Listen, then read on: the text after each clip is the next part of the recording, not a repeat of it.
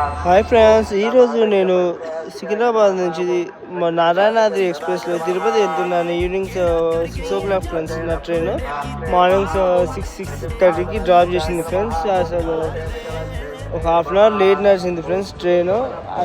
తిరుపతిలో దర్శనం అయ్యేసరికి చాలాసేపు పట్టింది ఫ్రెండ్స్. 18 hours పట్టింది ఫ్రెండ్స్ నాకు దర్శనం.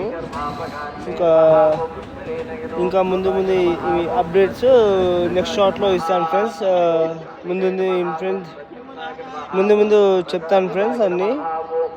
Please like share subscribe to my YouTube channel friends, Nikhit Rao vlogs.